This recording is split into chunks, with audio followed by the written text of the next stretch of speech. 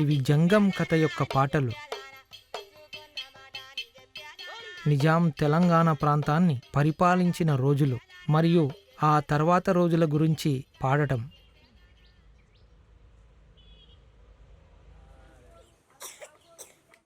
కనుమరుగవుతున్న బుడగ జంగాలకు జంగం కథ జీవనోపాధి. ఒక ఊరు నుండి ఇంకొక ఊరు తిరుగుతూ ఆ కాలాన్ని అనుసరిస్తూ పాటలు పాడేవారు. ఆ తోడ ముగ్గురు అన్నదమ్ములు అయితే మా వాళ్ళకి కథ వస్తుంది, మా నాయనకు మామ కథ వస్తే ఇక మా నాయనతో అప్పుడు చిన్న పిల్లనైతే మా నాయనతో మామతో కథ పోయేది. ఇట్లా బుర్ర కొట్టుకుంటా విల్లే పోయినా బిచ్చాను పోయినా కూడా మా వాళ్ళతోనే పోయేది. నేను ఒక్కదాని అయితే ముగ్గురు తోడ నేను ఒక్కదాని అయితే దేనికైనా కథకైనా దేనికైనా బిచ్చానికైనా మా వాళ్ళు దొరికిపోయేది. ఇక చిన్న చిన్న చిన్న చిన్న పెద్దవి ఇక జర కొంచెం ఆ కథ పట్టి ఆ కథ నేర్చుకున్నా. మళ్ళీ నా పెళ్ళిని కూడా ఇక నా భర్త కూడా ఇంత కథ వస్తుంది, ఇక నా భర్త కథ వస్తుంది, నా కథ వస్తుంది. ఇద్దరం కథ చెప్పుకుంటా అయ్యే ఇంత లెక్కన ఇంతవరకు ఇట్లా బతును. నాకు 5 బిడ్డలే, ఇక 5 బిడ్డలు పట్టుకొని ఇట్లా బతున్నాయి దాని మీద. ఇక మా నాయన మామ చెప్తున్నాం వింటాం కదా, అదే అక్షరం మాకు కూడా దొరకబట్టుకున్నాం. ఇక అదే దొరకబట్టుకొని మా నాయన చెప్పిన కథలు మేము కూడా చెప్పినాం. ఇక చదువు లేదు శాస్త్రం లేదు, కానీ మళ్ళీ ఆ చదువుకున్న అందరూ మేము ఉత్తగా చెప్పినా కరెక్ట్గా చెప్తాం. అట్లా ఏంటంటే ఆ అక్షరం మాకు ఒకట బాగుంటుంది అనమాట. ఏంటంటే మా తాను చెప్పింది మాట కరెక్ట్గా పట్టుకున్నాం, అదే మాట పట్టుకుని మేము కథ చెప్పినాం. ఇంతవరదాకైనా ఒక అక్షరం ఒకటి చెప్పమని చెప్తాం. ఏమేం కథలు అంటావా? బలూరు కొండ కథ చెప్తాం, నాగిరెడ్డి కథ చెప్తాం, షోమోజీ కథ చెప్తాం, ఎరకల్ నాంచారు చెప్తాం, సుగుణాబాద్ చెప్తాం, బల్చక్రవర్తి చెప్తాం. ఈ రకంగా కథ చెప్పుకొని బతికేవాళ్ళం సార్. ఇప్పుడు ఆనకాలం ఒడ్లు వచ్చినాయి అనుకో, ఆనకాలం ఒడ్డు వచ్చాక రాత్రి కోడి రాత్రిలో లేచడం, ఇల్లు తిరిగి బిచ్చాడకం చేయడం, కథ చెప్పుకుంటా దిమ్మిష కొట్టుకుంటా పాట పాడుకుంటూ పోవడం. పోతే ఆమె లేవడం, మాకు షాడ గింజలు పెట్టడం, 2 చెర గింజలు పెట్టడం. మరి వాళ్ళు గంట సేపు చెప్తే మాకు ఇన్ని బియ్యం పెట్టడం, ఇన్ని ఒడ్లు పెట్టడం. ఇక అంతే. 10 రూపాయలు బియ్యం లేనా కానీ 10 రూపాయలు ఇచ్చేది.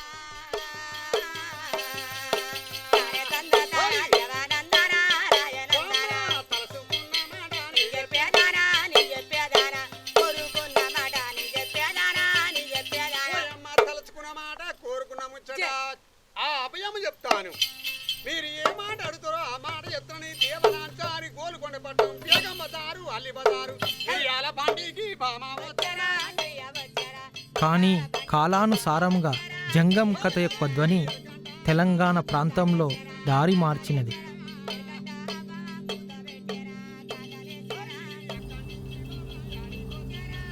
బలవంతులు బలహీనులపై సాగించే పీడచేటే, కానీ దానిని కర్మగా భావిస్తే దుర్మార్గం. ఆనాడు ఇదే భూస్వామ్య వ్యవస్థకు మూలాధారం. దీనినే ధర్మంగా నమ్మిన నిజాం కాలంలో హైదరాబాద్ రాజ్యం నడిచింది. అది ఒక శ్మశాన నిశ్శబ్దంగా నెలకొంది. 1940 నాటికి ఈ నిశ్శబ్దం పటాపంచలో సాగింది. ఒక శబ్దం, ఒక లైఫ్ జీవిత కథ వాని కన్నీళ్ళు కష్టాలకు తెలుపుతుంది. తెలిపిన తర్వాత అది ఎందుకు వచ్చిందో చెప్తుంది కారణం. ఆ వచ్చిన తర్వాత అది ఇట్లనే ఉంటుందా, మన కర్మాన్ని ఊరుకోవాలన్నా ఏమైనా మార్చాలని ప్రయత్నం చేస్తుంది. మార్చే క్రమంలో ఒక మార్గాన్ని ఎన్నుకుంటుంది. ఆ మార్గాన్ని ఎన్నుకొని దాన్ని ఇంప్లిమెంట్ చేస్తుంది. అప్పుడు శక్తిగా మారుతుంది. అట్లా బుర్రకథ తెలంగాణ సాయుధ పోరాటంలో నైజాంకు వ్యతిరేకంగా ఆయుధాలు పట్టించిందనమాట. నిజాం ప్రభుత్వానికి దున్నే బాంది భూమి నడమ దొరోడేంది అట్లా వాడింది. దొరయేందిరో దొర పీకుడేందిరో, అది మహాశక్తిగా మారిపోయింది. ఆ కథారూపం, ఆ పాటలు, ఆ డ్యాన్స్లోకి వచ్చే వరకు ప్రజలందరూ ఏకం చేసింది.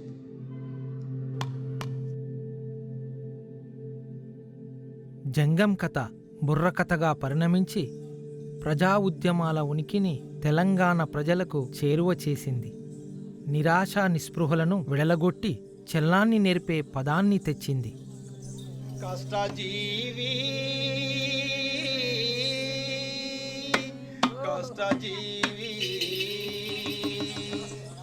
హాలిక సుప్రదాయిని ఆలిక నీకిదే వందనం దోచినారు నీ సంపద దృండగుల్ నీ సంపద నీవు కాపాడుకొనుమా కష్టజీవి కష్టజీవి ఎంతగానో యా పొలములు నేడు పంట పంట వండి పండింతులు వా రైతు కూలి పంట చెమటను పంట చాకిరు చేతు భూమిని బ్రతలుగా తెలంగాణలో ప్రదర్శించిన బుర్రకథలో కష్టజీవి మొదటిగా పేరు పడింది. కరువులో సైతం శిస్తు వసూలు చేసే దురాదాష్టికాన్ని రైతులు సంఘటితంగా ఎదురించడం దీని నేపథ్యం. దొరగారు ఈ శిస్తులు మేము కట్టలేము, మరి పంట పైర్లు ఏమి లేవు అని ఆ దొరని మొరపెట్టుకుంటున్నారు. కానీ మరప్పుడు ఆ జమీందారు ఏం చేశాడు? రస సావడికి పిలిచి వీపుపై రాతి బండనెత్తే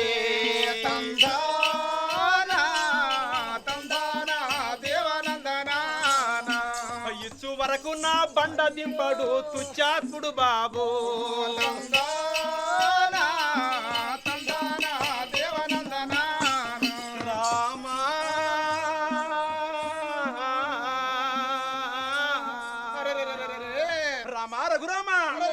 పస్తులు ఉండి భార్యల మెడలో పుస్తెల తెగ నమ్మి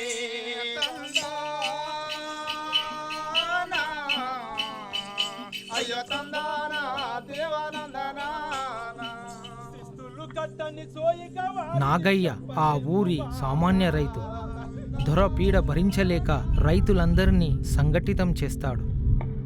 ఈ పరిణామాన్ని సహించలేని దొర వారు మొదలుపెట్టిన సంఘాన్ని విచ్ఛిన్నం చేయటానికి పన్నాగం పన్నుతాడు. నారిగాడికి 3 ఎకరాల భూమి ఎరజూపి నాగయ్యను బలి తీసుకుంటాడు. దొరగారు పంపించాడు. మరి నారిగడ వెళ్తున్నాడు. చిన్నగా చిన్నగా మెల్ల మెల్లగా తందానా తందానే తందానా మొక్కలు యోసేను వద్దకు రామదే రామ రాఘవ చేను వద్దకు చేరవచ్చరా రామ రాఘవ గాఢ నిద్రలో నాగయ్య తాను ప్రవళించినాడా తందానా తందానా దేవానందనా తెంపు చేసి యో కత్తి తాను యో పొట్టలో దింపాడా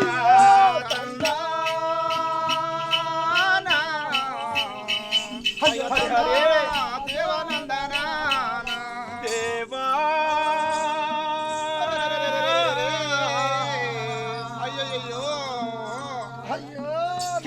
చెవుమంటూ కేక పెట్టాడు నాగయ్య. కానీ ఆ మొక్కజొన్న చెలవద్ద ఎవరున్నారు? అందరూ రైతులు కాపలగా ఉన్నారు. ఆ నాగయ్య కేక విన్నారు. మరి అమరవీరుడు రైతు నాయకుడు కేక విని పరుగు పరుగున్న రైతులందరూ పరుగు తీసినారా కూలి చరించిన విజయము మనదే కూలి రైతులారా భారత వీరకుమార చెవు చెవు మన తెలంగాణ ప్రజలందరికీ భారత వీరకుమార అయ్యా నాగయ్య నాగయ్య అంటూ కేవు మన కేకలేసుకుంటా పరుగు పరుగున నాగయ్య వద్దకు వచ్చారు. నాగయ్య రక్తధారతో ధరింది పడిపోయిన నాగయ్య దగ్గరికి వెళ్ళాడు. అయ్యో రైతు సోదరులారా. నాగయ్య త్యాగం ఆనాటి భూస్వామ్య వ్యతిరేక ఉద్యమానికి ఊతమిచ్చింది. కష్టజీవి బుర్రకథ భారత కమ్యూనిస్టు పార్టీ వారి ప్రజానాట్య మండలి సభ్యులైన సుంకర సత్యనారాయణ రచించారు. ప్రజానాట్య మండలి వారు బెంగాల్ కరువు, స్టాలిన్ గ్రాండ్, మాస్కో పొలిమేరలోన మొదలైన ఎన్నో ప్రదర్శనలిచ్చారు. ఆంధ్ర మహిళా సభ వారు వీరవనిత తాన్య అనే బుర్రకథను మహిళా కళాకారులతో ప్రదర్శించేవారు. కాంగ్రెస్ వారు సైతం జాతీయోద్యమానికి బుర్రకథను విరివిగా వాడుకున్నారు.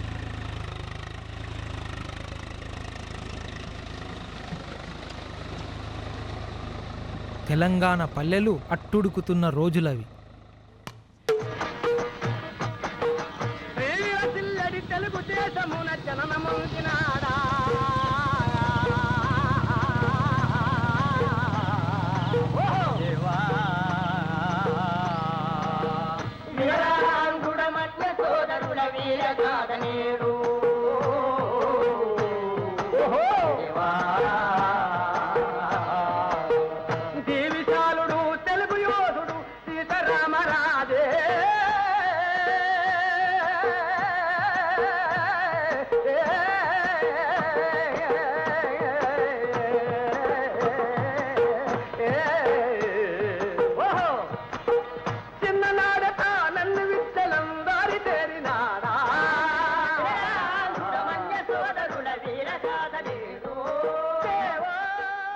ఆధునిక బుర్రకథకు పితామహునిగా పేరుపడ్డ పద్మశ్రీ షేక్ నాజర్ తెలంగాణ సాయుధ కాల పోరాటంలో, వామపక్ష అభ్యుదయ ఉద్యమాల్లో, ఆ తర్వాత జాతీయ ఉద్యమాల్లో పాల్గొన్నారు.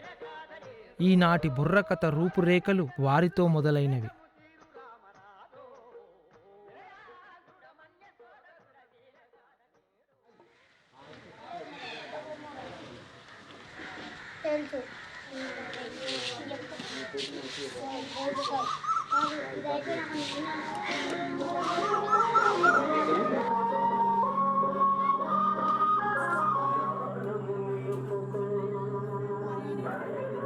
ప్రదర్శనలు మరింతగా ఆకట్టుకోవటానికి యక్షగాన పందాల్లో మేకప్ను ప్రవేశపెట్టారు. నాయక ప్రతినాయక పాత్రలతో ముఖ్య కథకుడు కుడియడమల్లో రాజకీయమంతా హాస్యవంతులతో క్రొత్త ప్రక్రియ మొదలుపెట్టారు. పదంతో పాటు కదం తొక్కుతూ ప్రేక్షకులను ఆకట్టుకున్నారు.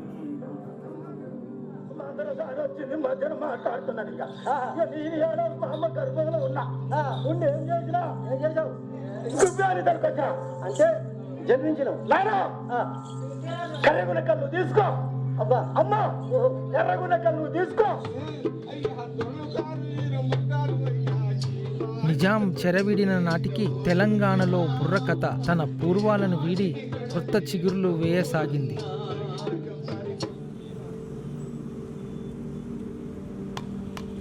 కొత్త ప్రజాప్రభుత్వం తన విధానాలని ప్రచారం చేయటానికి బుర్రకథని వాడుకున్నది.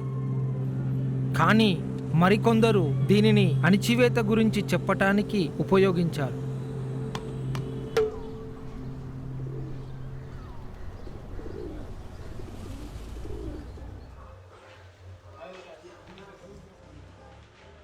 అంబేద్కర్ గురించి బురక చెప్తుంటే కొందరు వ్యతిరేకవాదులు తిరుగుబాటు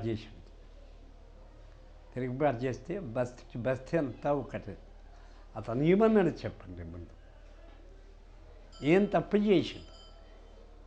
ఒక దళిత నాయకుడు అంబేద్కర్ చరిత్రే చెప్తే తప్ప మీకు అని అక్కడి నుంచి ఇక కర్ణ కానీ శ్రీరామ జనని కానీ ఏం కథ పని చేయాలి, అంబేద్కర్ కథే చెప్పాలి.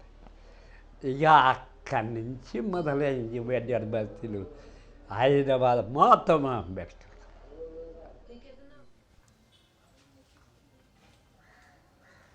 అంబేద్కర్ గురించి చెప్పింది ఏంటి? కుల వ్యత్యాసాలు ఉండదు, ప్రతి దళితుడు కష్టపడి చదవాలి. అప్పటికే దళితులకు ఈ సమాజంలో స్థలం లేదు, ఊరు అవతల ఉండాలి. ఊరున వెళ్ళాలంటే వెన్నుకు వేలాడకు,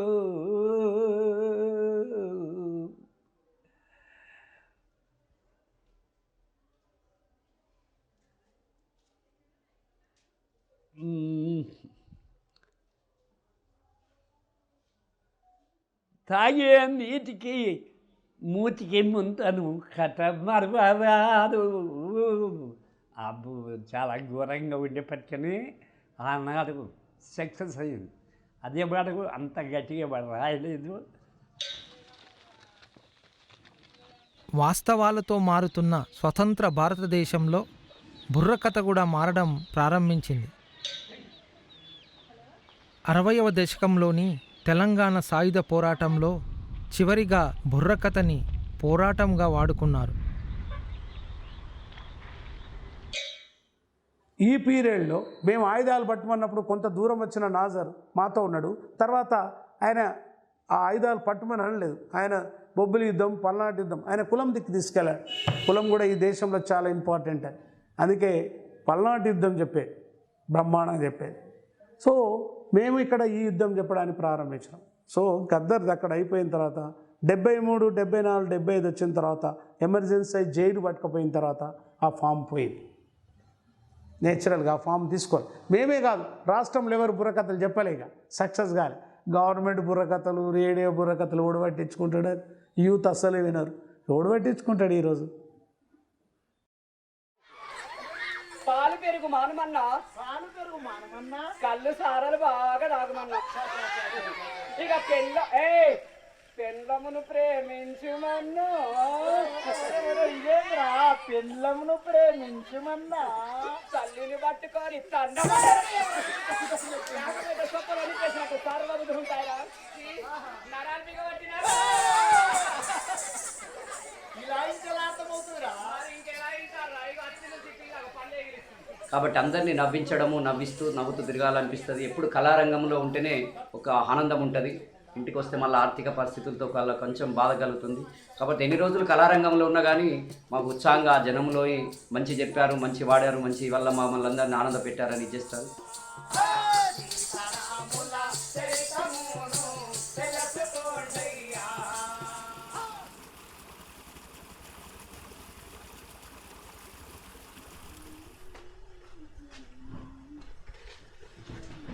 ఉన్నాయండి ఫ్లెక్స్ ఒకటే ఉన్నది. ఇదే తీసుకో, మరి వర్షానికి కాడే మన ఇబ్బంది అయితే ఎట్లా? ఉల్టా పెట్టిన సందుకు గిట్ల కుదురుతాయేమే. మొన్నటిదాకా హరితహారము, గ్రామజ్యోతి, మరుగుదొడ్లు, ఇటువంటి ప్రభుత్వ పథకాలు, ఇంకా అక్షర కిరణం, బాల్య వివాహాలు, ఇటువంటి పెళ్లి వయసు, మరి ఇవన్నిట్లో ప్రోగ్రాలు చేస్తున్నాం. కానీ మమ్మల్ని ఇంకా గవర్నమెంట్ ఇంకా గుర్తించి ముందుకు తీసుకెళ్లాలని మేము ఇంకా ఆశిస్తున్నాం. మళ్ళీ ఏదో ఆ పోషణ కల్పించుకొని మా భార్య పిల్లల్ని వాళ్ళు ఇచ్చిన డబ్బుతో మరి బ్రతికించుకుంటూ పోషణ గావిస్తున్నాం. లాలి పాట పాడి అమ్మ పాట నేర్చెనా, ఉయ్యాలతో నన్ను రడించెనా. లాలి పాట పాడి అమ్మ పాట నేర్పెనా, ఉయ్యాలతో ఊపుతూ నన్ను రడించెనా. అమ్మ రుణము తీర్చ శక్తి లేకపోయేనా, ఈ అమ్మ రుణము తీర్చ శక్తి లేకపోయేనా, ఈ అమ్మ రుణము తీర్చ శక్తి లేకపోయేనా, ఈ అమ్మ రుణము తీర్చ శక్తి లేకపోయేనా. నారదనే అమ్మ పాట రుణము తీర్చునా. ప్రజల కొరకు పాటు పడే కళాకారులం, పగలు రాత్రి వెలుగునిచ్చే సూర్య చంద్రును, పగలు రాత్రి వెలుగునిచ్చే సూర్య చంద్రును. ఇలాంటి పేర్లు ఉన్నాయా కొత్తవి? నిన్నుగా అసలు ఆయనకు అంటున్నా. ఆ తర్వాత ఎప్పుడైతే ఈ మీడియా టీవీలు వచ్చినాయో కళాకారులకు కళ అంతరించిపోతుంది. అయినా మేము పట్టుదల తెగించి మరి ఎంతో ఇచ్చినా కొంత అయినా సరే అని కళారంగంలో జీవిస్తున్నాం. కలగల గజ్జలు గట్టి కంచులేసినా, కలం విప్పి కమ్మనైన పాట పాడినా. కలగల గజ్జలు గట్టి కంచులేసినా, కలం విప్పి కమ్మనైన పాట పాడినా. గచ్చగట్టి ఆడిన గతికి లేని వాడినే, గచ్చగట్టి ఆడిన గతికి లేని వాడినే. కలం విప్పి పాడినా మరో పూటకు లేనివాడినే. ప్రజల కొరకు పాటు పడే కళాకారులం, పగలు రాత్రి వెలుగునిచ్చే సూర్య చంద్రులం, పగలు రాత్రి వెలుగునిచ్చే సూర్య చంద్రులం. రామచంద్రమూర్తి సీతతో వాక్య పరపరణ రాచి తండ్రి మాటను ఆనందించి బుడగ జంగాలకు జంగం కథ జీవనాధారంగా కూడా అక్కరకు రాలేదు. కేవలం పాతకాలం కథలతో చరిత్రను చెప్పలేని సంప్రదాయంగా మాత్రం ఉంది. పచ్చ కలుపు తీయబోయేది, మరి పచ్చి ఎండలో కలుపు తీయబోయేది. ఇక నాట్లు వేసుకోవడం నేర్చుకున్నారు, నాట్లు వేయబోవడం ఈ రకంగా చేసుకొని మళ్ళీ ఇక కొన్ని రోజులు ఇది ఇనుప సమాన్ బేరం చేసుకునేది. పాత ఇనుము ఉంటుంది కదా సార్, పాత ఇనుము సమాన్ బేరం చేసుకొని ఈ బతును ఈ రకంగా బతుకుతాం. రమ్మంటే మాత్రం పోతాం. కాకపోతే 200 300 ఇస్తా అంటే తెల్లని దాకా ఇప్పుడు చెప్పిన కథలు అలాంటివి చెప్పి తెల్లని దాకా వృతే 200 300 ఇస్తారండి. అంతకని ఎక్కువ ఇయ్యరు. అదే కథ చెప్పుకొని ఇట్లా పడి పిల్లలు దాదుకొని బతున్నాం సార్.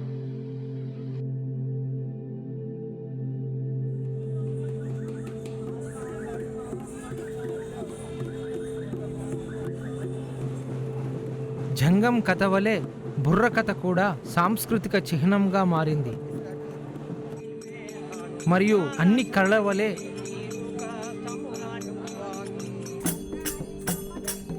ఇప్పుడు అవి శిథిలాల వంటివి. అసమ్మతి, ధైర్యం మరియు ప్రజల యొక్క చరిత్రను ఉంచడం.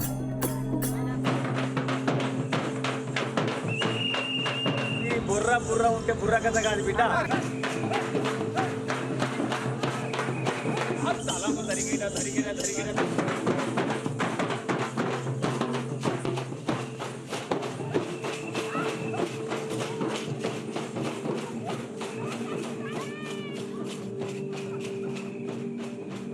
ప్రజల యొక్క గొంతుని కాపాడాలన్నా ప్రజా కళలు ఎల్లప్పుడూ అవసరం. గతంలోని ప్రతిదీ చరిత్ర కానప్పుడు.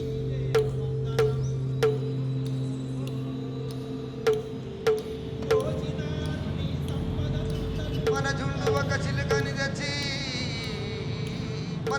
ఒక చిలుకని తెచ్చి కన పంజరముల వేసి ఖైదు తాజేసేలనా ఎడుక మీరా ఘోర పాశమునా